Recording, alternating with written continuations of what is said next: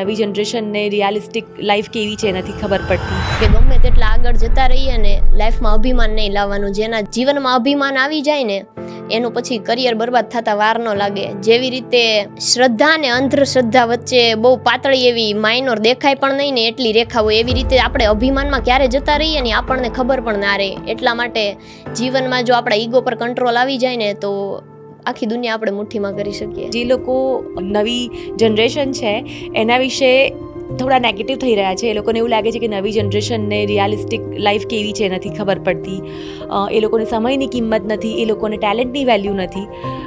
તું પણ એક નાનકડી દીકરી જ છું અને તું ખરેખર બહુ જ સરસ કરી રહી છે. તો તને શું લાગે છે Bing in the generation of Gen Z, તારે આ મોટા લોકો છે જે લોકો જેન્ઝીને લઈને કોઈ વિચારો પાડીને બેઠા છે એમને કંઈ મેસેજ આપવો છે? મેસેજ હવે આપણાથી વડીલ હોય એને તો આપણા કરતાં વધારે જ ખબર પડતી હોય, પણ આપણે કોઈ પણ ચપ્પલ પહેરીએ કે નવા ચપ્પલ લઈએ, આપણે શૂઝ કે ગમે લઈએ તો એને આપણા પગમાં સેટ થતા વાર લાગે. તો આ તો એના કેટલા જૂના વિચારો હોય, તો આપણી સાથે મેચ થતા તો વાર જ લાગે ને. તો થોડું આપણે અત્યારની જનરેશનવાળા કોમ્પ્રોમાઇઝ કરે, થોડુંક આપણાથી વડીલો હોય એ કોમ્પ્રોમાઇઝ કરે.